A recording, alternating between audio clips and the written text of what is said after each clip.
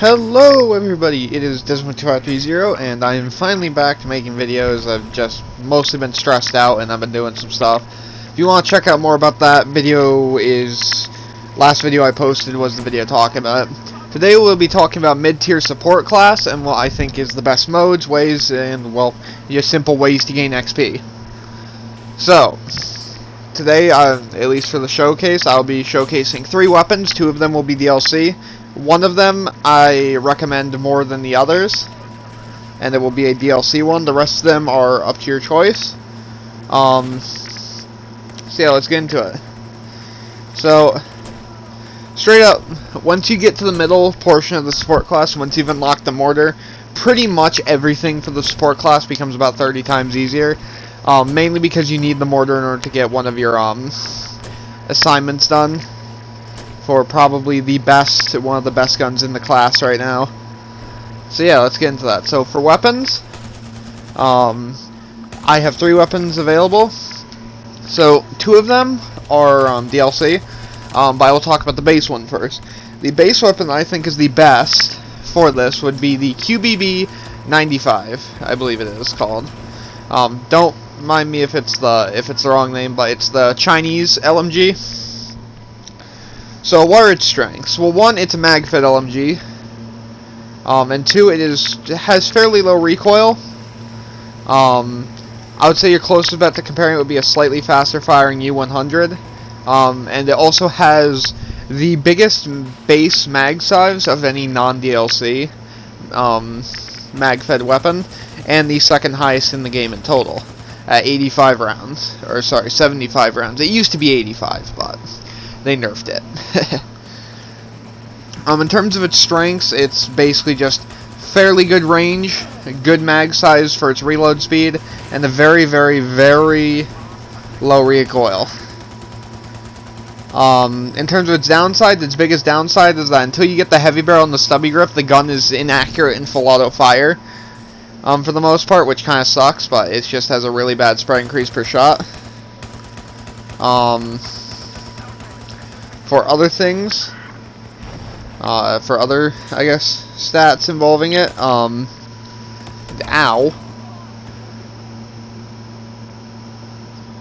Ow, that fucking hurt. Sorry guys, a fucking pimple just popped and it's fucking bleeding everywhere.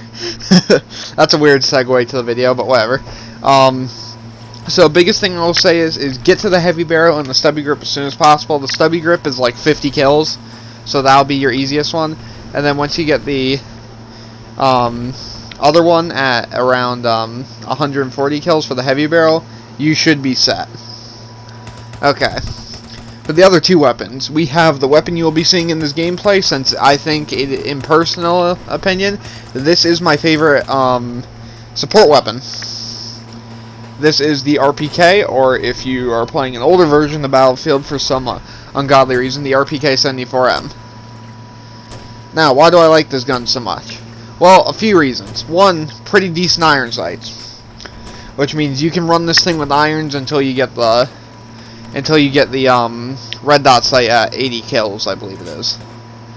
In terms of other things, it has the highest damage for any mag-fed LMG in the game, being that it is the only LMG with the only mag-fed LMG with a 4-shot kill range, because all of them are 5-shot kill now. It has an extremely generous mag size of 40, which is above the average for some reason with mag-fed LMGs. It has fairly low recoil, a fairly good spread increase per shot, and a fairly good base spread. Essentially, this gun is just, if you took a high damage assault rifle, doubled its mag size, and gave it less recoil, and then threw it into a class with infinite ammo. This gun is fucking insane.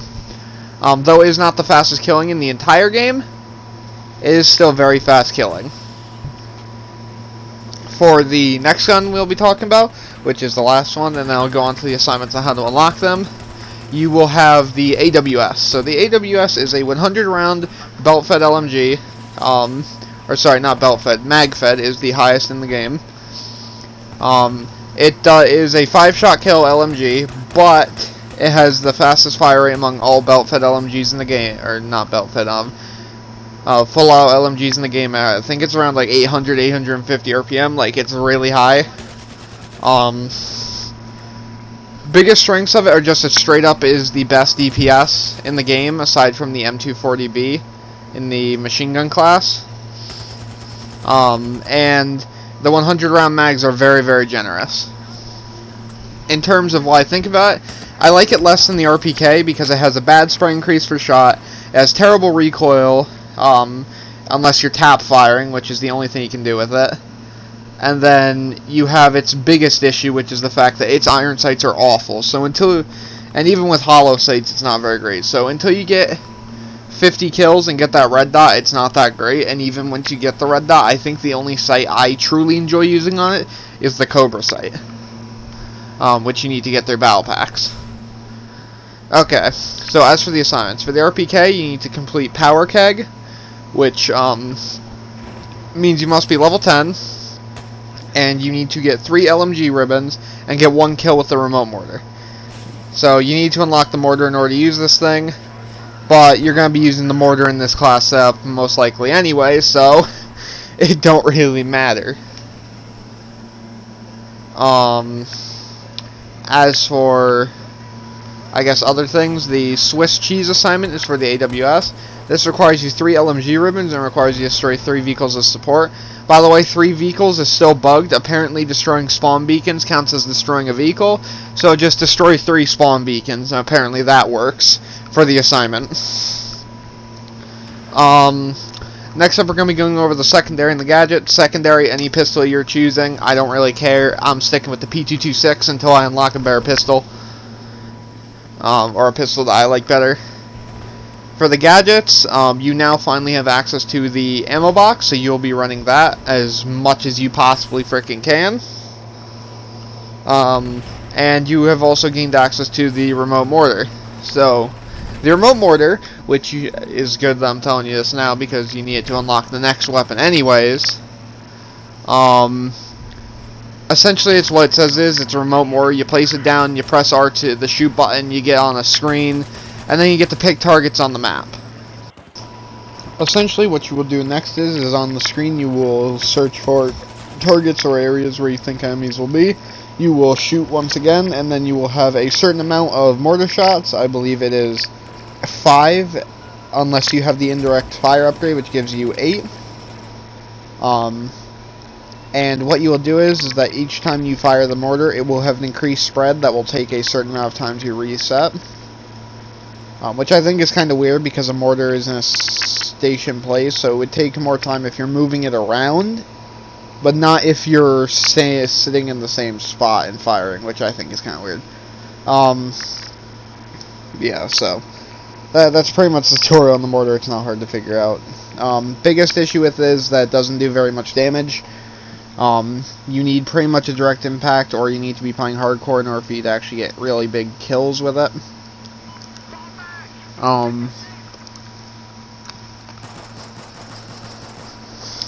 Which isn't that bad, but it's mostly there to move enemies from their position.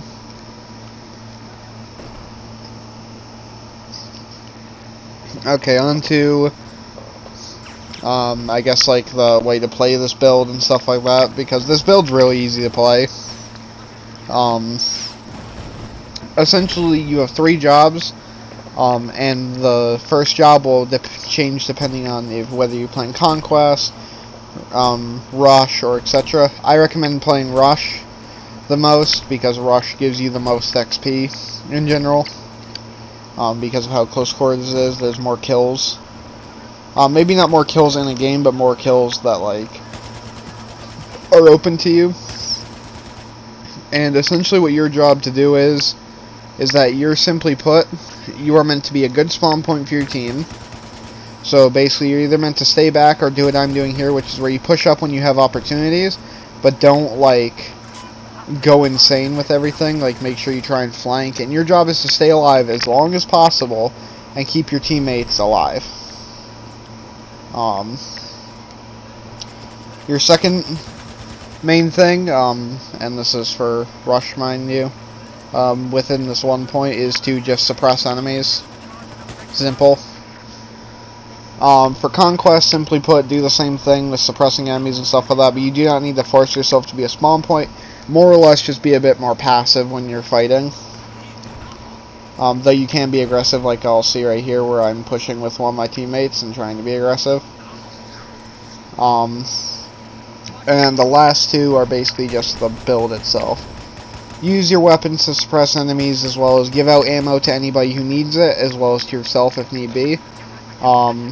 Set up the mortar in a good location, and whenever you need it, pull it up, and then proceed to use it to essentially just shell the enemies.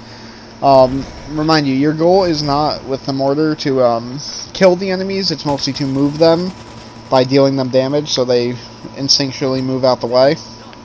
And if they do manage to stay there, then line up for that perfect shot right to the head. Oh yeah, and you can get headshots with a mortar. Just thought I'd mention that.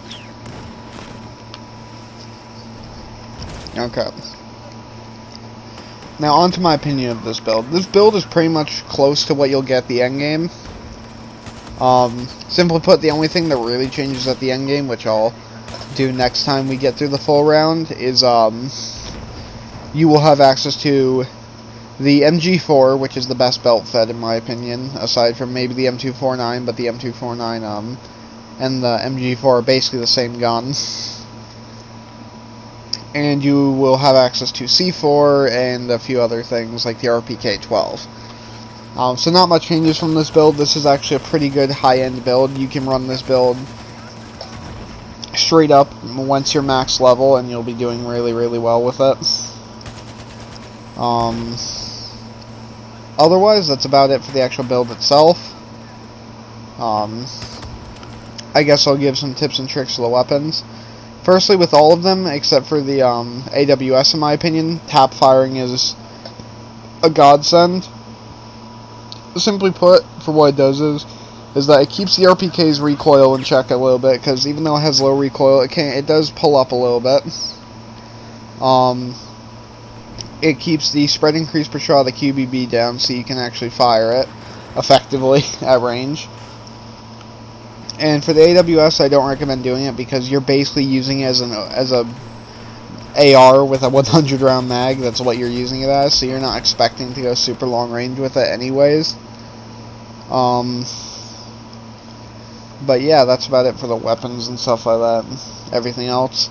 I guess for a field upgrade, I would recommend running the indirect fire, just because it gives you extra mortars and it gives you extra ammo crate. It gives you an extra ammo crate deployed, available. And yeah, that's really it.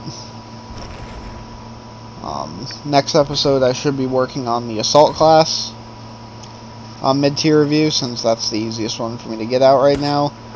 Engineer and recon will be a bit weird, because recon I have a lot to work on, but otherwise, hopefully you guys just enjoyed the video.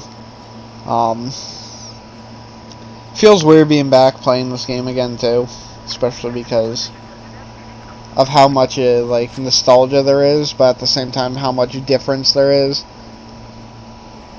Because like I would never use the XM25 ever in this game. I never thought I'd be using the grenade launcher ever. I never thought I'd use half the weapons I've been using and doing well with. Like, it's a very strange feeling to play back through this game and seeing how much different my leveling process is and how much faster it is. Because if you guys don't know, it took me, I think it took me like a couple months of playing, mind you, on Battlefield for PS3 version and even into the PS4 version to get all the weapons and get all the ranks and stuff like that. Basically just to get my character as maxed out as I could on having almost every weapon obtained. It took me months, and this time around it's taken me less than a month to get every single weapon in the game and all of that. But granted, I know why too, because I played the game when it was a lot more unbalanced, there was a lot more crashes, XP was a lot lower. But it's just strange, you know, to see how much you could have changed. But I guess that's what makes it good for me to come back, play this again, and then give guys, you know, tips and tricks. Because until Battlefield 6 comes out, I think this will be the best. This is the best Battlefield to play right now, at least in the modern era. With that being said, though, that's truly the end of the video, guys. Hopefully you guys enjoyed the little rant at the end. And yeah, look forward to the rest of the videos coming out soon. And this is Dutch530 signing off.